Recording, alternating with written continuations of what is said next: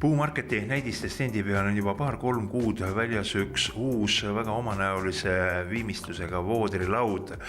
Olen üritanud leida tegelikku paigalduskohta ka, et näha, kuidas ta terviklikuna seinas välja näeb. Nüüd lõpuks see õnnestus ja saame rääkida ka sellest, mis lauaga tegemist on ja kuidas seda tehakse. Selle toote nimi on Rustic. Tehnilises mõttes on see peensaetud pinna ja 2 värvi kombinatsiooni töötlemise tulemusega.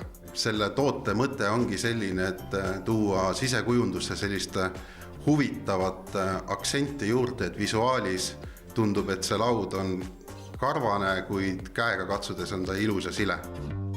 Seda töötlust saab teha kõikidele puiduga ja toote valikus olevatele profiilidele, et siin ei oma tähtsust, kas on tegemist sisevoodriga või välisvoodriga või kas toode on algselt sile või on toode peensaetud, ikka saame teha.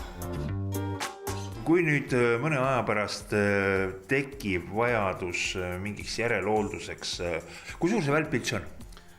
Välistingimustes antud töötluse puhul annan hooldevälbaks 3-7 aastat, ehk siis tekib hetk, kus tõenäoliselt on vajadus midagi teha, ehk siis seda voodrilauda uuesti üle katta.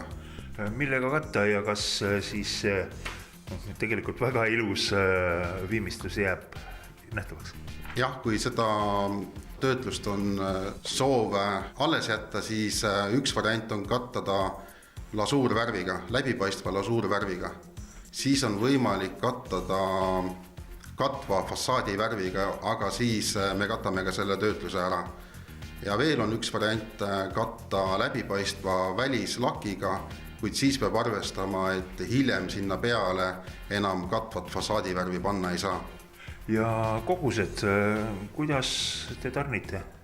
Kogustega on sedasi, et Puumarketis on olemas tänaseks 6 võimalikust kombinatsioonist 2.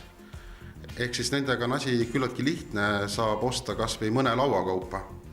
Kuid teisi kombinatsioone meie tööstuslik tööstus vajab tellimusi alates 100 ruutmeetrist, siis on mõistlik teda tellida.